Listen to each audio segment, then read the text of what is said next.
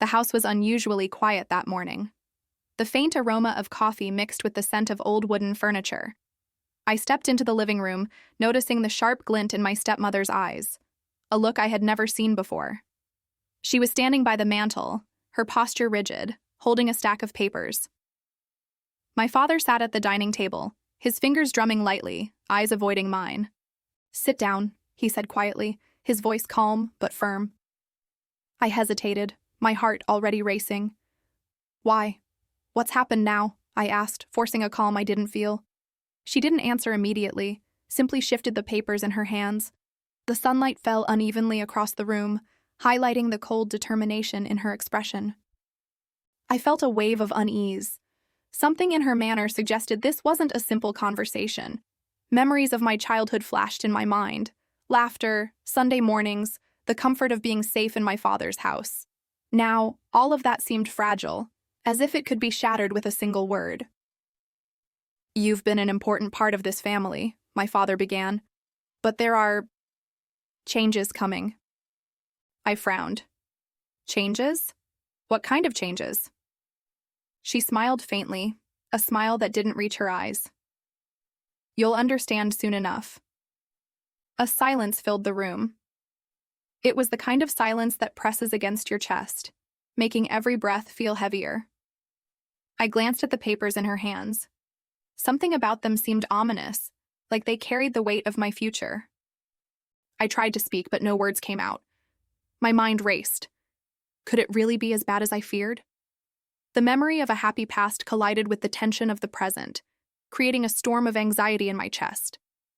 Suddenly, my father cleared his throat. "It's about the will," he said softly. "Your stepmother has made some decisions that affect you." The words hit me like a physical blow. I stumbled back slightly, gripping the edge of the table for support. My stepmother's eyes were fixed on me, unwavering, almost triumphant. "You can't be serious," I whispered. "How could you?" Her lips curved into that cold smile again. "I'm afraid I am." A part of me wanted to cry, to scream, to run, but I remained seated, trying to steady my breathing. My mind was already spinning, thinking of all the possibilities, all the ways my life might change in the blink of an eye. And then the thought struck me. This was not the end. If they thought I would be silent, that I would accept this without resistance, they were gravely mistaken. The papers remained in her hands, but now I could see a corner of the truth peeking out. Numbers, names, allocations, the cold logic of exclusion. My stepmother had made her intentions clear, and the shock settled in my chest like a stone. I took a deep breath, feeling the weight of the moment. This was my family, my home, and yet it suddenly felt like a battlefield. I would need to act carefully, but I would not let this slide. Not now, not ever. Part 2.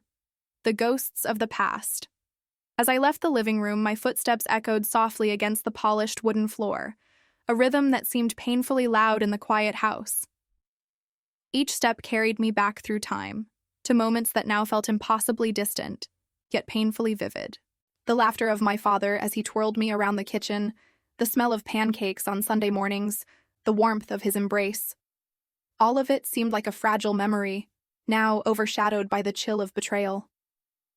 I wandered into my old bedroom, the walls still lined with photographs that had once captured smiles and celebrations. My eyes lingered on a picture of my dad holding me as a toddler, both of us laughing uncontrollably. It was a moment frozen in time, a moment where nothing could go wrong. But now, the same walls seemed to whisper a cruel irony. Those happy moments had done nothing to protect me from the reality unfolding before me. Sitting on the edge of the bed, I traced the frame of another photograph.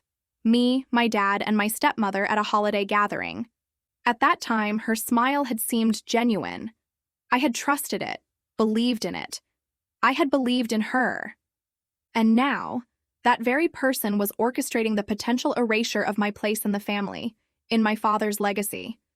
A knock on the door pulled me from my spiraling thoughts. "Are you okay?"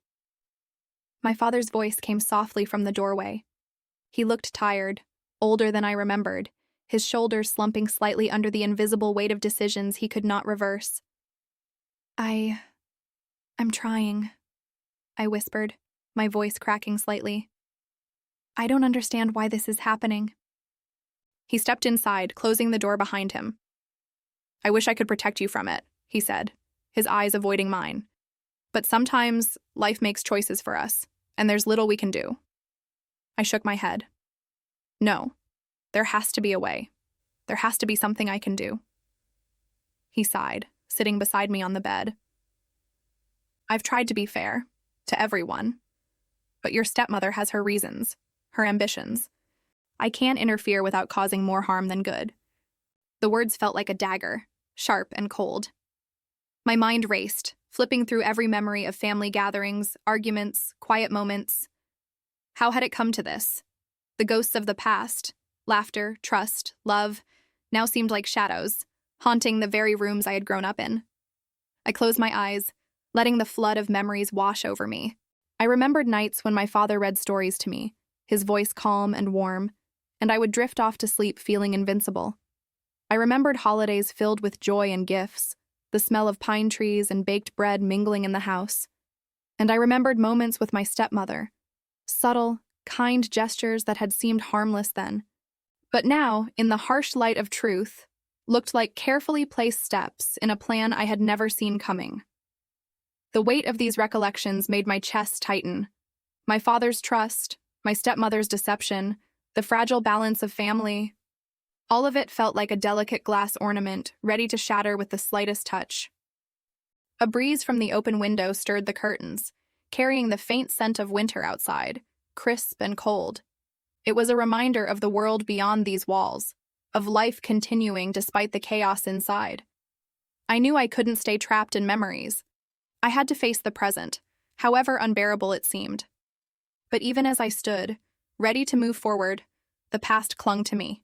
I could almost hear the echoes of my own laughter as a child, the promises of safety and love, now replaced with the silent, accusatory gaze of my stepmother. Every smile, every hug, every word of comfort seemed to mock me, a reminder of how trust could be broken with a single decisive act. I paced the room, my mind turning over every interaction, every phrase, every look I had dismissed at the time. Something subtle, something I had overlooked. Perhaps a small comment, a glance, a change in tone, all pieces of a puzzle that now formed a picture of betrayal. The ghosts of the past weren't just memories, they were clues, warnings, and sometimes lessons that I could no longer ignore. Sitting back on the bed, I finally let myself breathe, though my heart still raced. I had to plan. I had to understand. And above all, I had to ensure that the mistakes of the past would indeed dictate the outcome of my future. I glanced at the photographs one last time, letting the faces of my younger self and my father anchor me. The memories were bittersweet, yes, but they were mine. And with that thought, a resolve began to form, quiet but firm. I would not be erased, not from my family, not from my father's life, not from the story that was mine to write. The storm of the present was only beginning, but I felt, for the first time since the morning's revelation, a flicker of determination. The ghosts of the past had come to haunt me, yes, but they had also taught me what was worth fighting for, and I would fight. The following days were a strange mix of silence and tension. Every time I entered the living room, I felt it, her eyes. My stepmother's gaze lingered, sharp and calculating as if she could see straight through me. It was not just observation. It was judgment, strategy, a quiet assertion of power. I tried to avoid her, to focus on the small tasks around the house, but those eyes followed, haunting every step. I remembered the first time I truly noticed them, years ago. It had been a family gathering, a warm afternoon filled with laughter and chatter. I had thought her eyes were kind, filled with gentle amusement as she watched me talk about school, friends, and dreams. Back then, I had trusted that gaze. Now that same gaze felt like ice against my skin, cold and merciless. One evening, I found myself standing by the kitchen window, watching the fading light paint the walls with shades of gold and gray. My stepmother entered silently, standing behind me. I didn't turn around. I already felt her presence like a shadow draped over my shoulder. "You seem thoughtful tonight," she said softly, almost sweetly. I kept my voice steady. "Just thinking about schoolwork. Her lips curved in that subtle, unsettling smile. Schoolwork can wait, she murmured. Family matters. Well, they don't. I swallowed hard. There was a subtle menace hidden behind those carefully chosen words. Her eyes met mine in the reflection of the window pane. I could feel the weight of her scrutiny, the intensity of her silent assessment. Every thought, every reaction, seemed to be catalogued, judged, and stored for later. Later that night, sleep evaded me. I lay awake, recalling moments when her gaze had seemed too deliberate, a look lingering just a second too long, a tilt of the head, a raised eyebrow. I realized with a jolt that these were not harmless quirks. They were signals, little threads in the web of her plan, threads I had never noticed until now. The next day, I found myself sneaking into the study, a room she had always claimed was off-limits. Papers were neatly stacked, folders labeled, and documents carefully organized. My heart thumped loudly as I rifled through them, each paper a revelation of her intentions. Exclusion clauses, financial statements, lists of beneficiaries. The evidence was meticulous. She was preparing, calculating, and she had underestimated one thing: my resolve. Later, in the dining room, my father tried to mediate.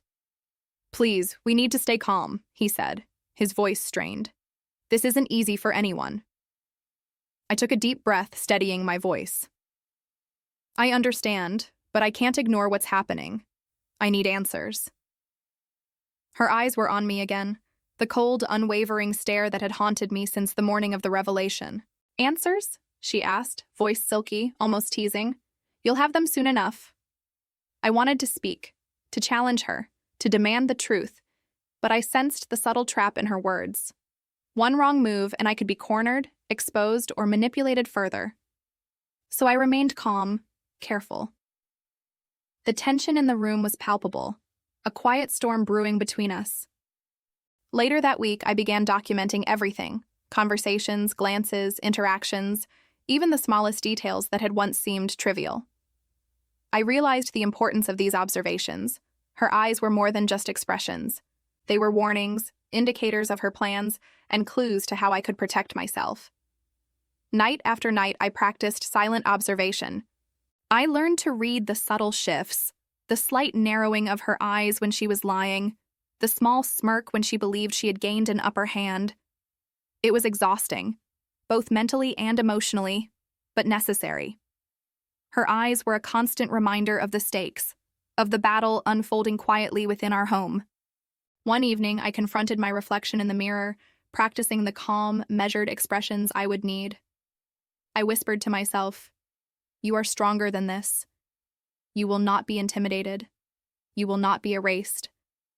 The mirror reflected my determination, but I couldn't ignore the lingering fear that still haunted me. The truth was clear. She had underestimated me once, and I would ensure she never did again.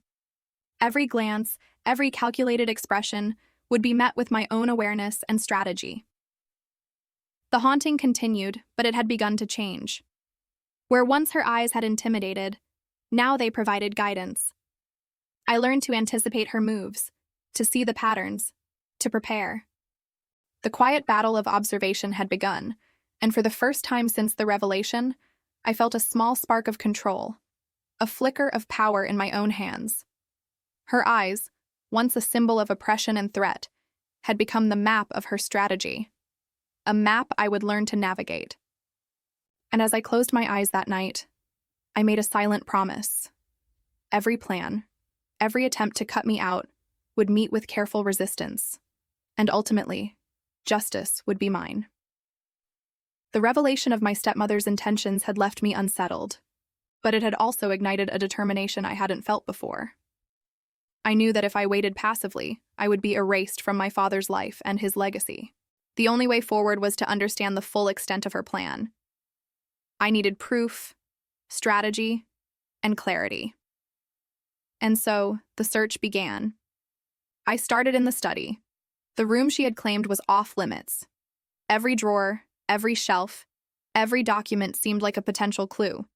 The smell of old paper mingled with the faint scent of ink, creating a quiet, almost sacred atmosphere. I moved slowly, careful not to disturb anything too obviously, yet determined to leave no stone unturned. I opened a drawer labeled Family Accounts and found a stack of neatly organized documents. There were financial statements, property deeds, and copies of the will. My heart raced as I skimmed through them, noticing subtle changes. My name absent in several sections, replaced by her annotations, careful and calculated. The betrayal felt tangible, a weight pressing on my chest. I paused, taking in the details. She hadn't acted impulsively. Everything was meticulously planned. Every move, every clause in the documents, reflected her desire to control, manipulate, and exclude. It was daunting, but I refused to let fear paralyze me. The next step was gathering context. I revisited old emails and messages I had previously overlooked, hoping to find patterns, hints, or slips in her communications. There, buried beneath the mundane exchanges, were subtle signals, suggestions that she had been discussing changes to the will for months, small comments intended to gauge reactions, and quiet assertions of control. Each discovery added pieces to the puzzle. I felt a mixture of anger and clarity. Anger at the audacity of her plan, but clarity in understanding how she operated. The realization dawned that knowledge would be my greatest weapon. If I could anticipate her moves, if I could gather evidence, I could protect myself and ensure fairness. One afternoon, I decided to speak with the lawyer quietly, under the pretense of routine questions about estate matters. I approached carefully, framing my inquiries as casual curiosity, but my mind was sharp and deliberate. "I just wanted to clarify some details regarding the will," I said, my voice calm.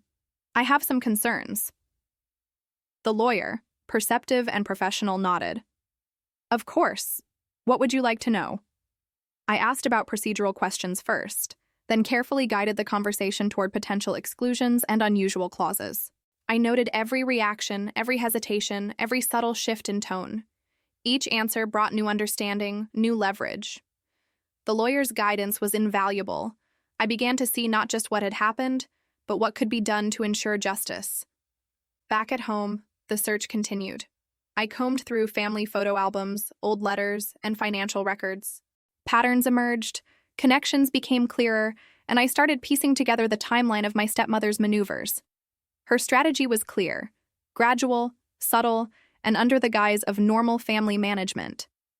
But she had underestimated my attention, my determination, and my resolve to fight. Every evening, I documented my findings meticulously. I created a system, notes on suspicious interactions, highlighted discrepancies in documents, a timeline of events. I labeled each piece, cross-referenced emails, and ensured that nothing could be dismissed as coincidence or paranoia. The tension was palpable. Each interaction with my stepmother was a delicate balance. One wrong word, one slip, and she could recognize my awareness. Her eyes haunted me constantly, yet I had learned to anticipate them, to read them, and even to use them as cues in my search. One night, I discovered a hidden folder in the study, tucked behind a row of legal binders. Inside were letters and statements revealing the full extent of her plan. Not just to cut me from the will, but to manipulate certain family members, shift assets subtly, and control decisions. The betrayal was complete, yet the clarity it brought fueled my next steps. I realized then that this search was not merely about uncovering facts, it was about reclaiming agency. Every detail, every observation, every shred of evidence was a piece of armor, a shield against her calculated attempts to erase me. I felt the first true spark of empowerment since that morning. I also recognized the stakes. This was no longer just about documents or money. It was about respect, dignity, and the assertion of my rightful place in the family. Each discovery deepened my understanding of the dynamics at play, preparing me for the confrontation and the ultimate revelation that would come in due time. By the end of the week, my search had yielded a clear picture: stepmother's strategy, her allies, and the potential vulnerabilities in her plan. I had gathered proof, context, and foresight, a foundation for the next phase of action. The night was quiet, but the storm within me was fierce. I sat by my window, documents spread before me, thinking of the upcoming confrontation, the lawyer's guidance, and the silent promise I had made to myself. I would not be erased. Every calculated move she had made would meet with an equally calculated response. The search had begun, and it had already shifted the balance. The eyes that had haunted me were now a map of her intentions, and I was learning to navigate it. With each new discovery, my resolve strengthened, and the path forward, though perilous, became clearer. I leaned back, feeling the cool night air brush against my face. The search was far from over, but I now had a direction, a plan, and the knowledge that I would not be a passive victim. I would act carefully, deliberately, and with precision. And when the time came, she would finally see that the person she tried to erase had not only survived, she had prepared. The house seemed quieter than usual that night, but it was deceptive. Every creak of the floorboards, every whisper of the wind against the windows carried weight. I moved cautiously through the dimly lit hallways, aware that every step might be observed. Shadows seemed to cling to corners, stretching and twisting in the fading light, and in them, I imagined glimpses of secrets yet to be uncovered. I had learned to pay attention to details that others dismissed. A misplaced letter, a sudden shift in conversation, the hesitation in someone's tone. These were the traces that revealed hidden truths. My stepmother's plans were intricate, and she left subtle marks that, if observed carefully, could be pieced together. In the library, I noticed a stack of letters tucked behind legal books. At first glance, they seemed innocuous, written casually. But as I skimmed through them, a pattern emerged. Mentions of adjustments to inheritance, quiet appeals to influence certain relatives, and careful manipulations of wording in the will. Each sentence was deliberate, calculated, but in her meticulousness, she had revealed herself. My pulse quickened. This was the evidence I had been searching for, the breadcrumbs in the shadows that would guide me toward clarity. The realization was both thrilling and terrifying. I was close to understanding the full scope of her actions. Later, I overheard a hushed phone conversation while passing the kitchen. She was speaking to someone I didn't recognize, discussing strategies, subtle persuasion, and steps to ensure my exclusion. I froze in the hallway, heart pounding, ears straining to catch every word. Her voice was calm, smooth, confident, but in the shadows, her words betrayed impatience, a hint of frustration at obstacles I had unknowingly placed in her path. I retreated quietly, my mind racing. Each shadow, each quiet corner of the house, seemed to hold secrets. I began keeping a mental map, noting the locations of documents, the timing of her movements, and the points where she might believe herself unobserved. The shadows, once frightening, had become a source of guidance. That evening, I confronted one subtle clue I had discovered earlier: a series of diary entries left open on her desk. They were not intended for me, yet they were revealing. Reflections on her motivations, fleeting doubts, and the meticulous steps she had taken to manipulate family perceptions. Her eyes, I realized, were not just haunting me in person. They were captured in words, etched into paper, leaving traces in the shadows for anyone perceptive enough to notice. I read in silence, absorbing the depth of her planning. It was a mix of ambition, insecurity, and control, and in those pages, I recognized patterns that could be anticipated, countered, and ultimately exposed. Each shadow of deceit became a clue, a tool in my growing understanding. The next day, I carefully documented every observation. I created a timeline of actions, correlating them with financial documents, conversations, and her known intentions. By mapping these traces, I began to see the broader picture. Not just the immediate threat to my inheritance, but the subtle ways she had sought to shape family dynamics in her favor. Conversations became a test of awareness. A casual comment, a misphrased sentence, a fleeting hesitation, all were recorded mentally, adding layers to my understanding. Her expressions, once intimidating, now served as signals, guiding me toward hidden intentions and revealing vulnerabilities in her strategy. One afternoon, I discovered another trace in the shadows, an email accidentally sent to the wrong address, detailing discussions about property division and asset control. I stared at the screen, feeling a mix of vindication and apprehension. This was tangible proof, undeniable evidence that her plans were deliberate and extensive. As the days passed, the house felt less like a home and more like a chessboard. Each room, each shadow, each seemingly trivial item was a piece in a game I had only just begun to comprehend. The thrill of discovery mingled with the fear of exposure, creating a tension that was almost unbearable. Yet in these shadows, I found empowerment. By observing carefully, noting details, and connecting the dots, I began to reclaim control. Each secret uncovered, each trace mapped, reduced her power and increased my leverage.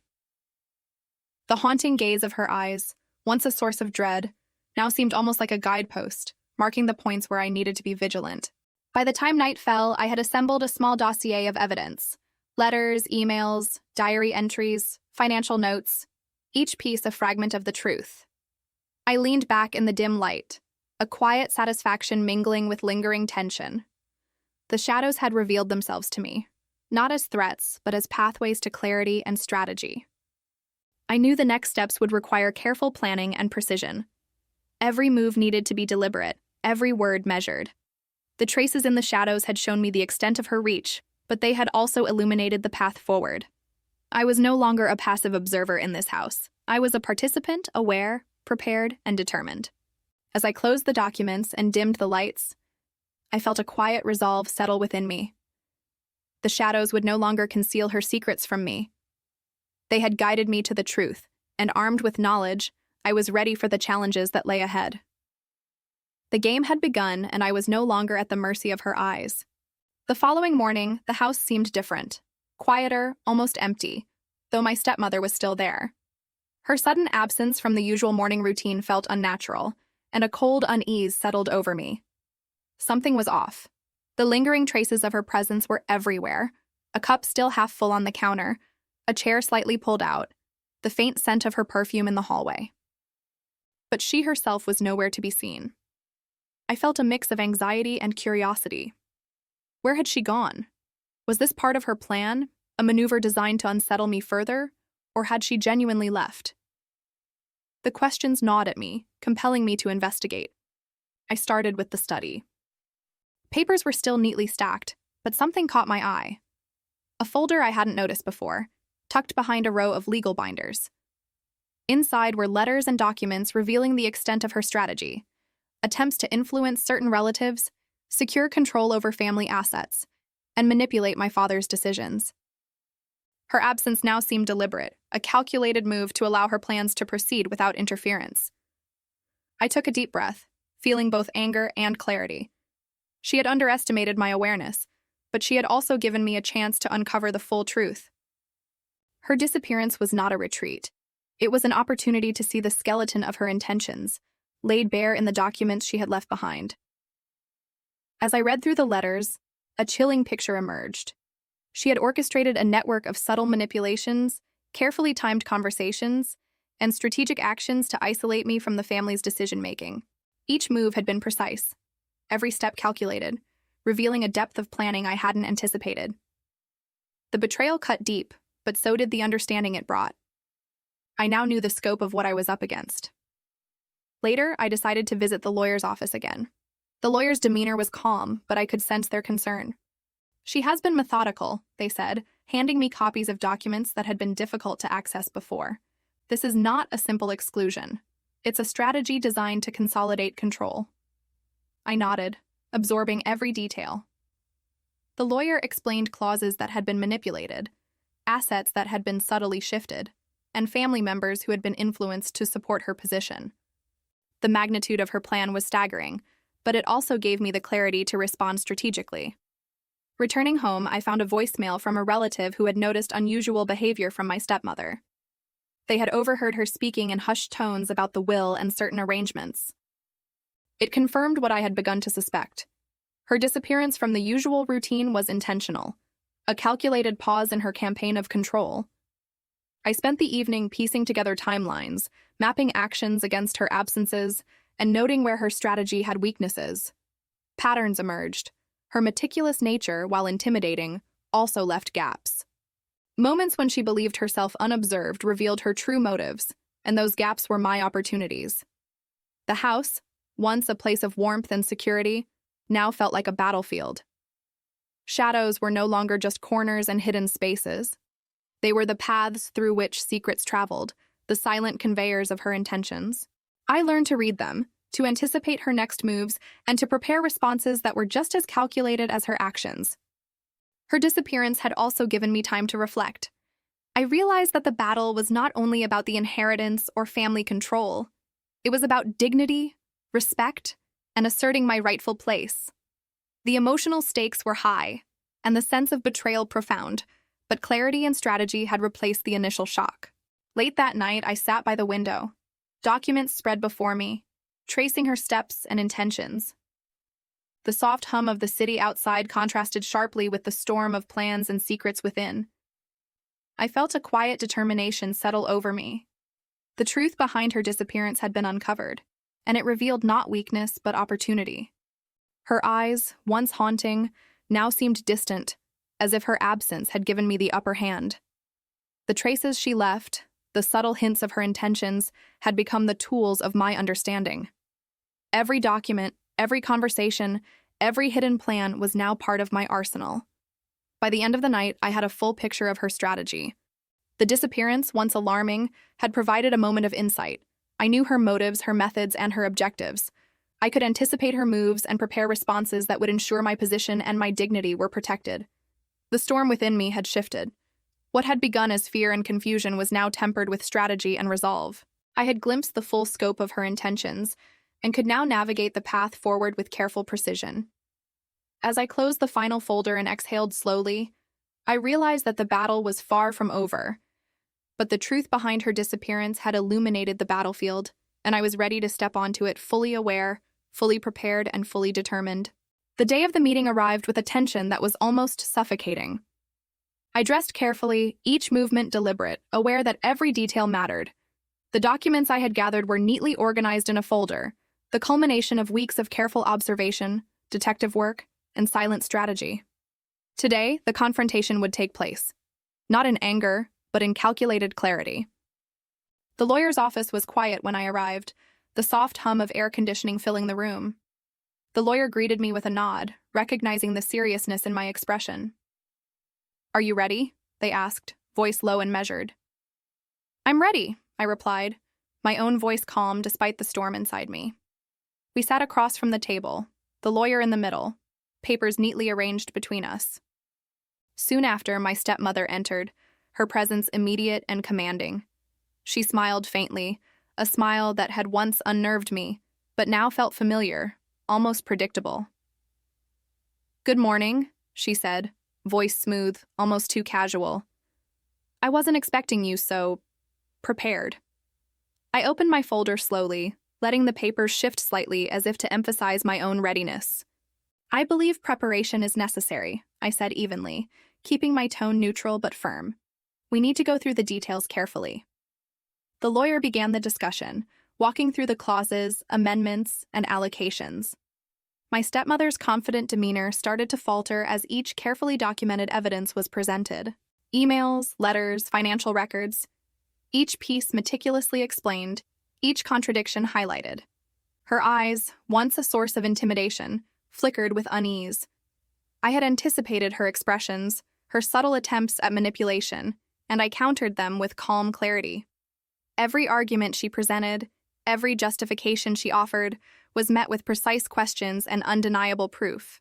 "You've been very thorough," she said, a trace of frustration in her voice.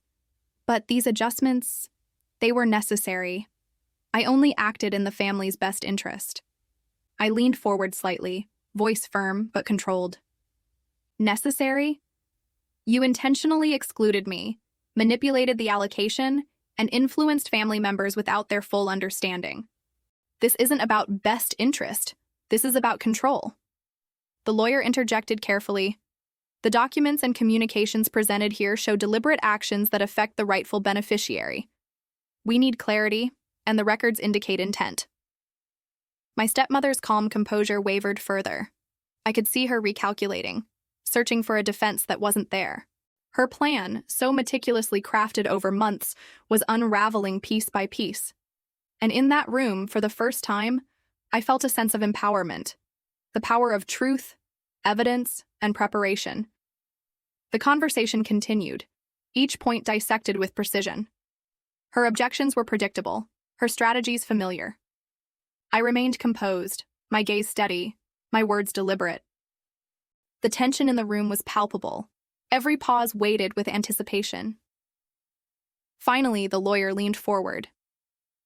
Based on the evidence and the clarity provided, these adjustments cannot stand without proper justification and consent from all affected parties. My stepmother's eyes widened slightly, the first crack in her carefully constructed facade. She opened her mouth, paused, and then closed it, uncertain how to respond. I exhaled slowly, maintaining calm. It's not too late to rectify this, but attempts to manipulate or exclude will not succeed. For a long moment, the room was silent, charged with unspoken emotions, frustration, realization, and the quiet weight of consequences. Then, finally, she nodded, her expression a mixture of resignation and lingering pride. The power dynamic had shifted, subtly but irreversibly. As we concluded the meeting, the lawyer summarized the next steps: formal corrections, acknowledgement of evidence, and safeguards to ensure fairness. I left the office with a quiet sense of accomplishment, the document safely tucked under my arm, and a newfound confidence in my ability to navigate challenges with clarity and strategy. Outside, the sun was setting, painting the city in warm hues. I paused for a moment, letting the calm wash over me. The battle had reached a critical turning point, and for the first time since the morning of the revelation, I felt the weight lift slightly from my chest. The meeting had changed everything. It wasn't just about documents or inheritance.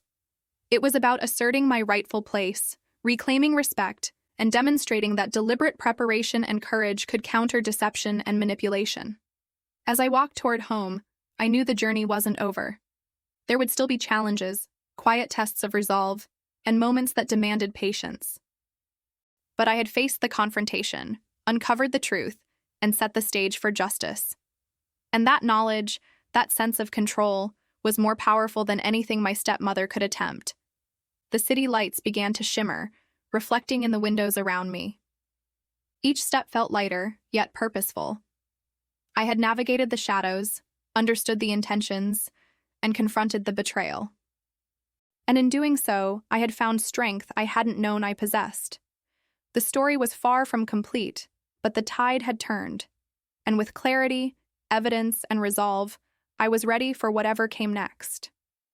Days passed since the confrontation, yet the house felt strangely tense, as if holding its breath. I had gained ground with the lawyer, but there was more beneath the surface: whispers, glances, and half-concealed truths that lingered like shadows. And then, one evening, I discovered something that changed everything. It started with an old box in the attic, tucked behind forgotten furniture. Dust covered it thickly, and the scent of aged paper and faint perfume lingered in the air as I pulled it out. Inside were letters, photographs, and mementos, remnants of lives carefully hidden, pieces of a story my stepmother had hoped no one would uncover. My hands trembled as I opened a small photo album.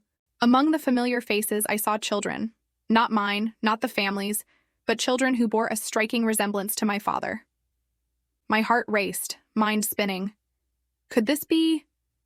I flipped through the pages, each photograph confirming what I had begun to suspect. There were children my stepmother had kept secret, children who had been living quietly, shielded from family knowledge, yet tied irrevocably to our lives. Questions tumbled through my mind. Why had she hidden them? How long had she done this? And most importantly, how had this secret been used to manipulate family decisions, wills, and perceptions? The letters accompanying the photographs provided answers, careful instructions, quiet explanations, and subtle attempts to position these children in a way that furthered her control. I sank into the armchair, the weight of the discovery pressing down. The betrayal ran deeper than I had imagined. This was not merely about exclusion from a will or manipulation of assets. It was about a hidden layer of deception, one that intertwined the lives of innocent children with her ambitions. A soft knock on the door startled me. My father entered, his face etched with concern. "Are you okay?" he asked, noticing the box and the photos spread across the table. I looked up, eyes wide. "Dad, you need to see this." He came closer, taking the photographs in his hands, his expression shifting from confusion to shock. I had no idea, he whispered. His voice trembled. How? Why? I explained carefully, recounting what I had discovered in the letters and photographs. The carefully orchestrated secrecy, the quiet manipulation, and the hidden children who had been used as pawns. My father listened, eyes never leaving the evidence, his hands gripping the chair for support. "This changes everything," he said finally, a mix of anger, sorrow, and disbelief in his tone. "She's not just manipulating documents. She's been weaving a web around the family itself." The realization settled over us both. The children, innocent and unaware, had been caught in the center of a scheme I had only just begun to understand. And yet, the evidence provided clarity. The secret no longer had power. It was visible, undeniable, and ready to be addressed. Together, we began to plan. The lawyer's guidance was instrumental, helping us navigate the delicate balance of protection for the children while confronting the stepmother's deception. Each step required care. One misstep could harm the innocent, and I was determined to prevent that. As night fell, I looked at the photographs again, seeing not betrayal this time, but connection. The children were part of the story now, not as pawns, but as truths to be acknowledged and protected. Their existence reshaped the entire family dynamic, providing both challenge and opportunity for resolution. I felt a strange mix of emotions: anger at my stepmother, sorrow for the hidden children, relief that the truth was finally in our hands, and a sense of responsibility that weighed heavily. But with clarity came determination. The secret, once a shadow looming over the family, could now be faced with honesty and courage. The house, which had felt oppressive and haunted, now seemed to breathe with the possibility of resolution. The children's secret had revealed not only deception, but also a path toward confronting it fully. And as I prepared for the next steps, I realized that uncovering the truth was only the beginning. Action, justice, and careful guidance were what would bring closure. By the end of the night, plans were being drafted, consultations made, and decisions carefully weighed. The web of secrets had been exposed, and the path forward, though challenging, was clear. I felt a deep sense of purpose. The story was no longer just about exclusion from a will or manipulation. It was about protecting truth, innocence, and ensuring that justice would prevail. And in that quiet determination, I knew the climax was approaching, the confrontation that would change the family forever, and the reckoning that would finally bring resolution. The days leading up to the final confrontation were tense, thick with anticipation. Every interaction in the house felt like a silent battle. Glances exchanged, subtle movements, conversations layered with unspoken intentions. My stepmother's presence was heavy, but now I was no longer a passive participant. I had evidence, strategy, and clarity on my side. The lawyer arranged a formal meeting, ensuring that everything would proceed fairly and transparently. My father, though still wary, had regained confidence, and I felt a quiet determination settle over me.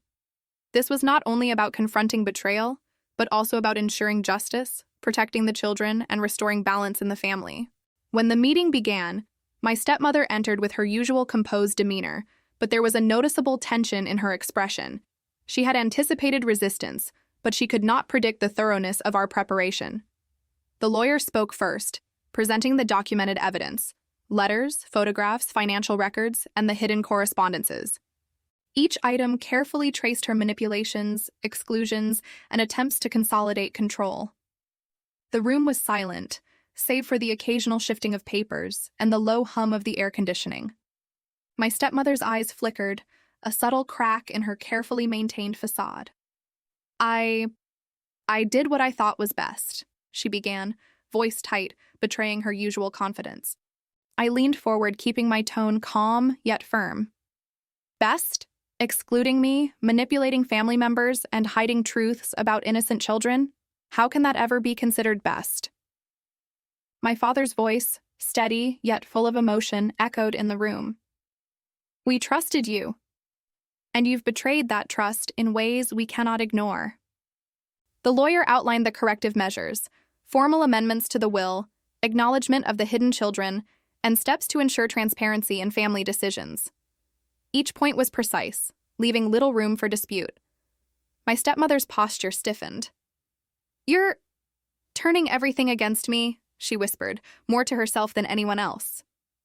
Her silence spoke louder than her words, the recognition of accountability, the weight of her choices pressing down.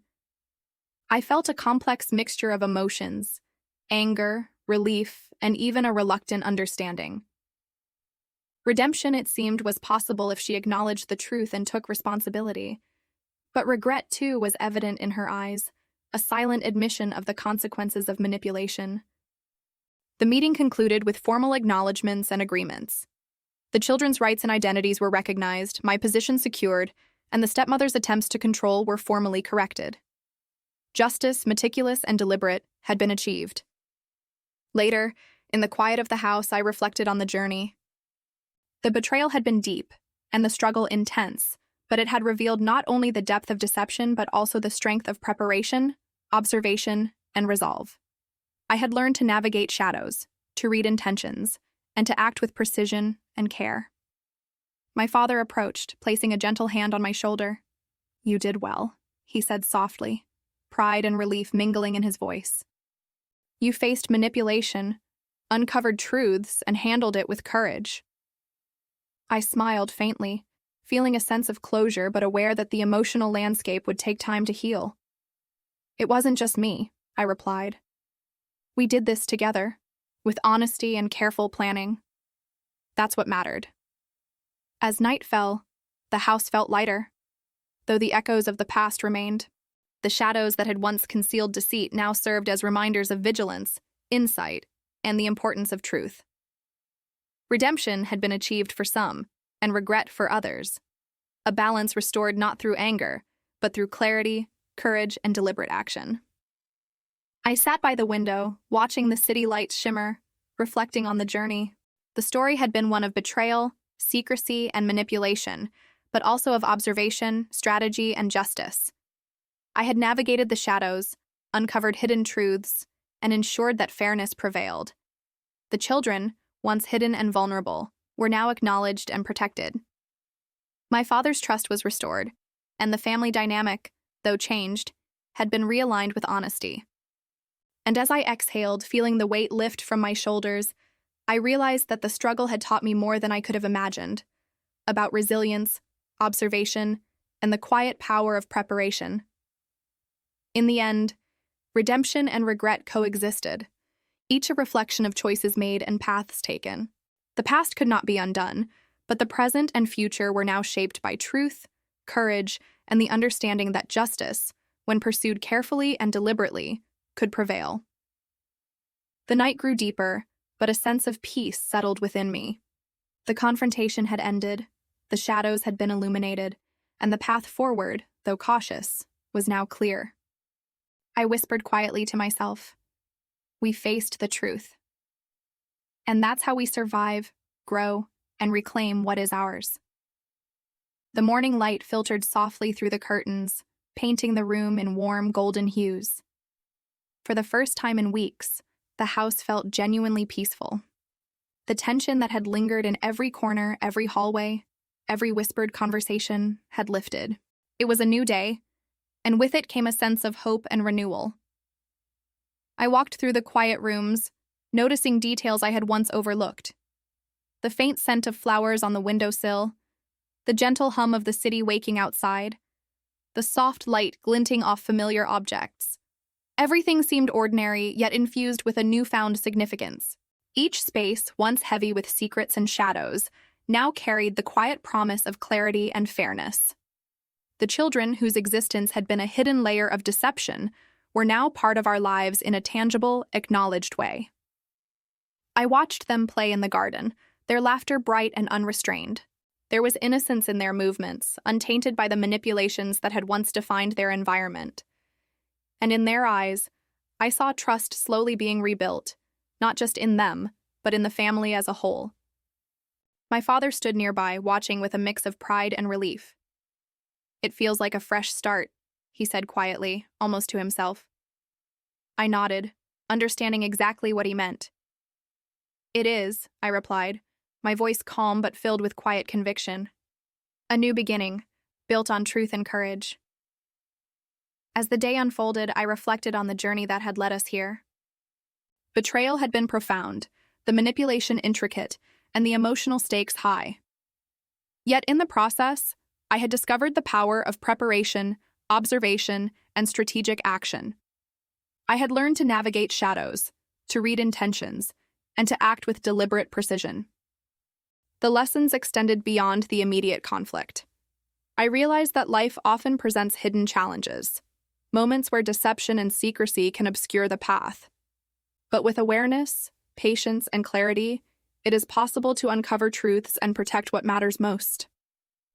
The struggle had not only been about inheritance or control, it had been about integrity, dignity, and resilience. Later, as the sun began to dip below the horizon, casting long, soft shadows across the garden, I felt a deep sense of closure. The stepmother's plans had been exposed, the children's rights acknowledged, and the family dynamic restored with honesty and fairness. Redemption and accountability had coexisted, each serving as a reminder that actions carry consequences, but truth has enduring power. I took a quiet walk through the house, touching familiar objects, noticing small imperfections and human traces that had always been there. Each one reminded me of the journey, the unexpected encounters, the ghosts of the past, the eyes that had haunted me, the search through shadows, and the confrontations that had reshaped everything. Every step reflected growth, understanding, and the reclaiming of agency. Sitting by the window as the evening settled, I allowed myself a moment of reflection. I thought of the challenges faced, the emotions navigated, and the careful steps that had led to resolution. The narrative of betrayal had been transformed into one of empowerment, insight, and careful justice. In the quiet of the night, I whispered softly, "We faced the truth, we acted with clarity, and we emerged stronger." The children slept peacefully, the house exuded a calm stability, and my father's trust and presence reinforced the sense of family regained. The past, though marked by deception and manipulation, had been confronted, lessons learned and pathways forward illuminated. A new dawn was not only about the morning light, it was about the clarity, courage, and deliberate actions that had reshaped our lives. Shadows had been traversed, secrets revealed, and integrity upheld. And in that realization, there was peace, emotional closure, and the quiet promise of a future defined not by deceit, but by awareness, resilience, and truth. As I finally rested, I understood that the journey had forged strength, wisdom, and a sense of empowerment that could not be taken away. The new day carried possibility, hope, and the reminder that facing challenges head-on, with preparation and resolve, ensures that light eventually follows even the darkest shadows. The story had reached its end, yet its lessons would endure. About family, truth, justice, and the quiet, unwavering power of courage and clarity. And that's how the truth came to light, and justice was quietly restored.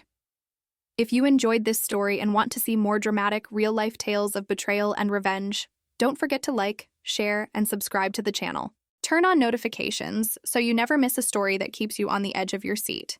Thanks for watching, and I'll see you in the next one.